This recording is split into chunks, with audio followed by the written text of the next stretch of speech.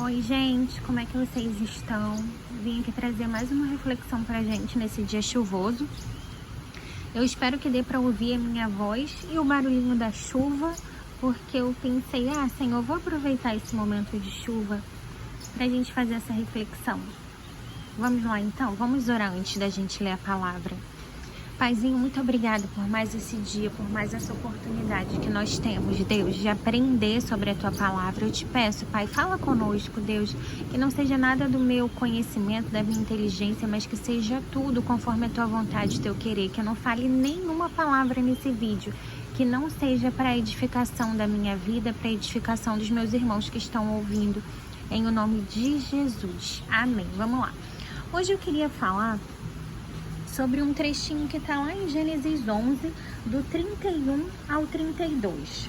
Diz assim: certo dia Terá tomou seu filho Abraão, sua nora Sarai, mulher de seu filho Abrão, e seu neto Ló, filho de seu filho Harã, e se mudou de Ur dos Caldeus.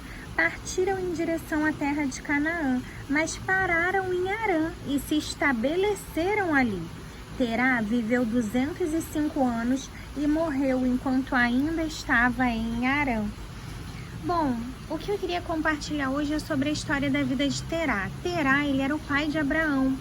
E tem uma coisa muito interessante na vida dele. Na época, de Abraão, nessa época ainda era Abrão o nome dele, mas naquela época eles viviam muitos anos, Mas ainda que eles vivessem muitos anos, as pessoas costumavam ter filhos na idade dos 30.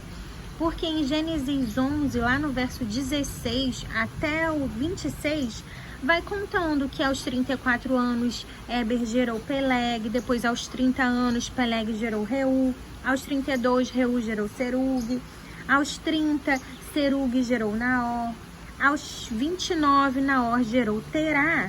E depois que completou 70 anos, Terá gerou Abrão, Naor e Harã. Por que eu tô falando isso?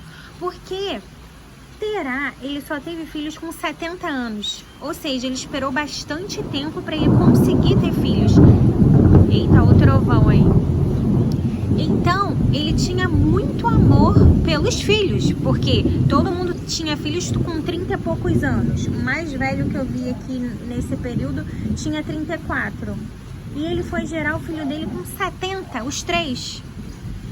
Bom, por que eu tô falando isso? Porque um dos filhos de Terá morreu, chamado Harã. E depois da morte de Harã, Terá, ele juntou a família dele, que eles eram de Ur dos Caldeus, e falou: olha, nós vamos em direção a Canaã, nós não vamos mais ficar aqui. Mas no meio do caminho, antes de chegar a Canaã, eles pararam em uma cidade chamada Harã. Coincidentemente, o mesmo nome do filho de Terá que morreu.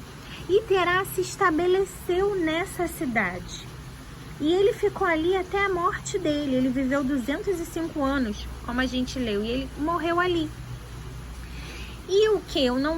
A Bíblia não fala exatamente isso, mas no meu entendimento, o nome daquela cidade, Harã, deixou Terá preso na dor que ele sentia pelo falecimento da vida dele.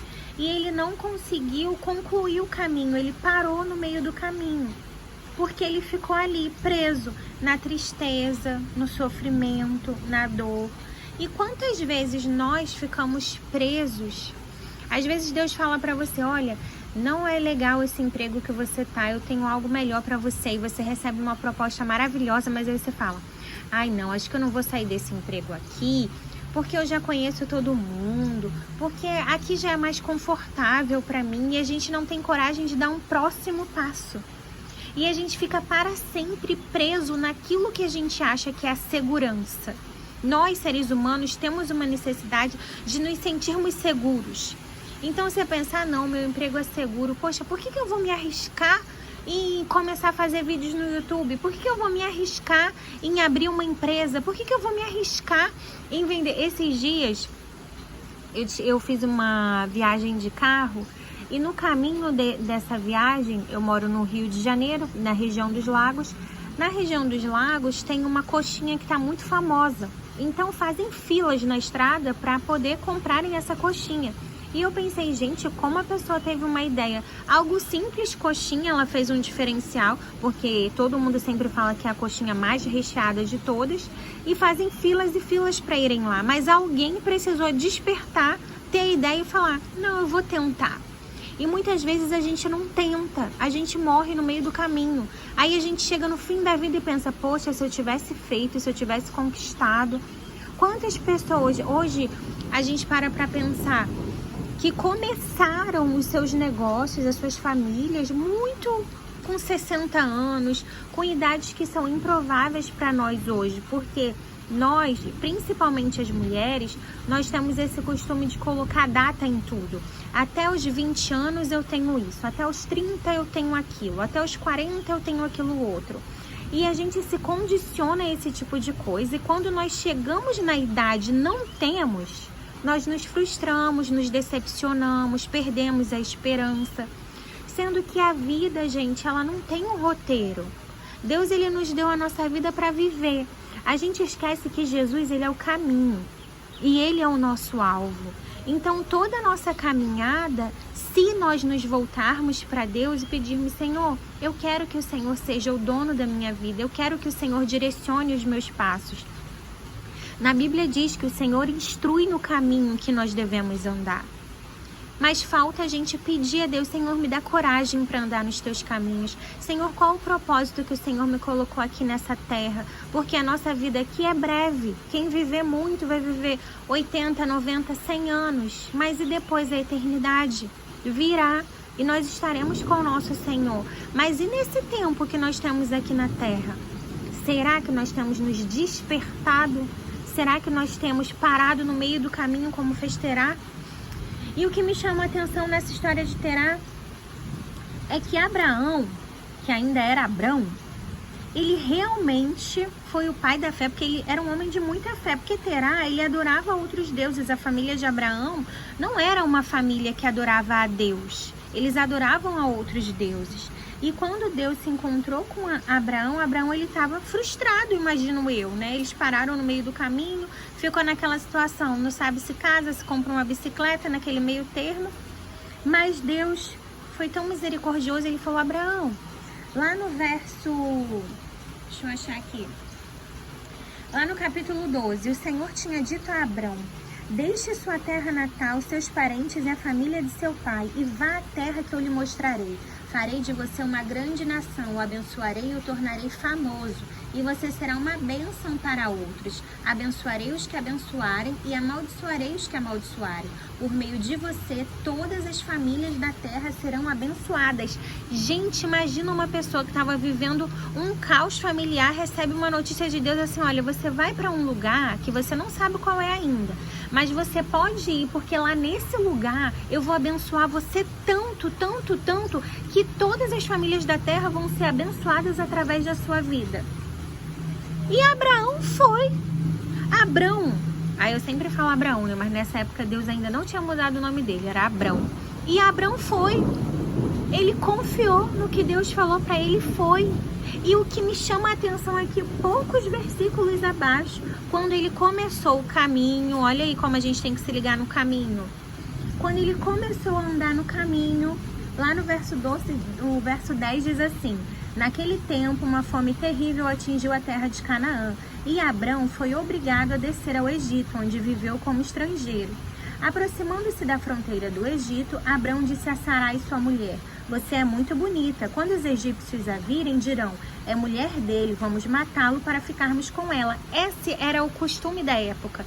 Então Abraão já olhou para as circunstâncias e falou, bom, Sarai é muito bonita, eles vão querer me matar. Vou dizer que ela é minha irmã, porque ele não mentiu, realmente eles eram meio irmãos.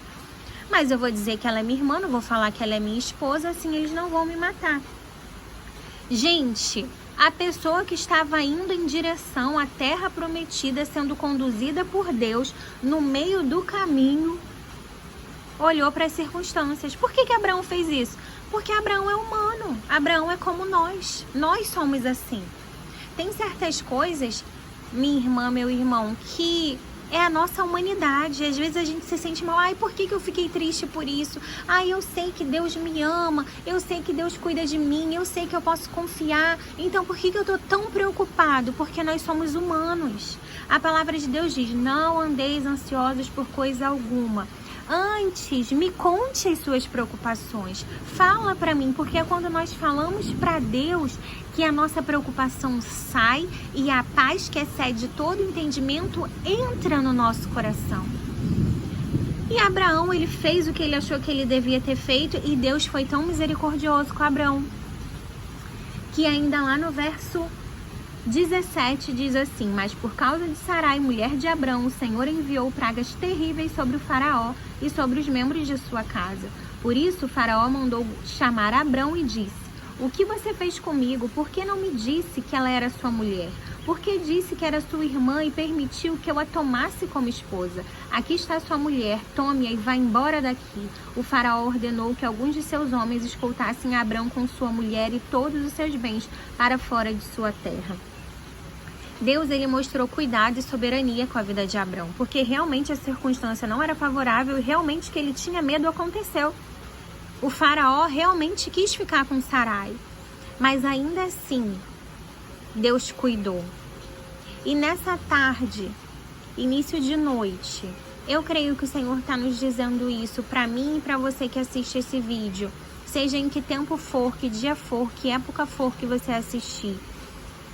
Não importam as decisões que você tomou até esse momento, as decisões que te levaram a circunstâncias ruins. Não importa. Não importa a vergonha, porque o amor de Deus, ele é infinitamente maior do que a nossa vergonha. Basta a gente se voltar para Deus. É muito na moda, né? Tem até memes que falam: os humilhados serão exaltados. Mas essa não é a verdade da palavra de Deus. Na palavra de Deus diz: aquele que se humilha, o Senhor o exaltará. Está na hora da gente começar a se humilhar diante da presença de Deus, a falar com o Senhor verdadeiramente o que nós temos sentido. Não adianta a gente pensar, é a era da gratidão. Gratidão. Gratidão pelo quê? Será que nós temos sido verdadeiramente sinceros com o Senhor quando nós agradecemos pela chuva?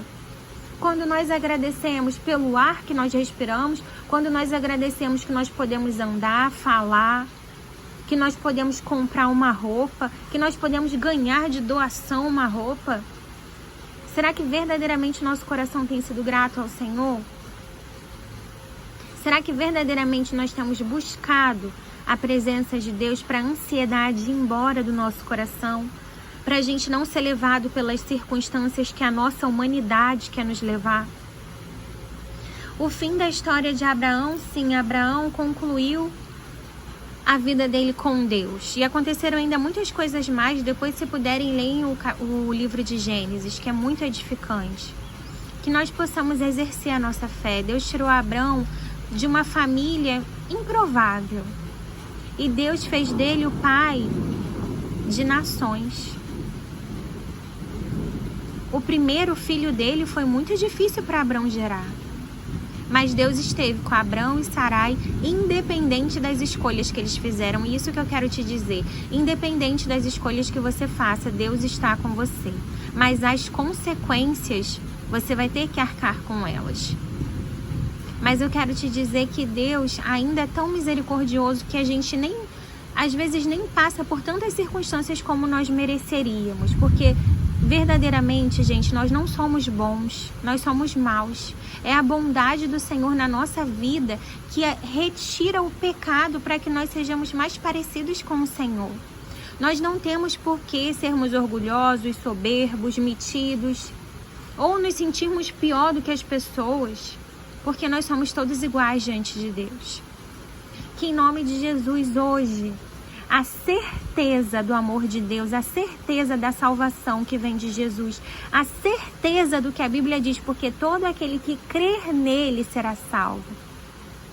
Que nós possamos crer em Deus e viver de acordo com a sua palavra, não de acordo com uma religião, não de acordo com regras humanas, não de acordo com politicamente correto, mas de acordo com a palavra de Deus. Que em nome de Jesus nós sejamos transformados pela palavra e que nós sejamos instrumentos de Deus na vida de várias pessoas que precisam ouvir do amor de Deus, para que as suas vidas sejam alcançadas e transformadas como a vida de Abraão foi. É isso, pessoal. Um beijo para vocês. Curtam, compartilhem esse vídeo, inscreva-se no canal para que mais pessoas possam receber essa mensagem e para que nós possamos aprender cada dia mais juntos sobre a palavra de Deus, porque esse é um aprendizado que a gente tem até a eternidade, amém? Um beijo, gente!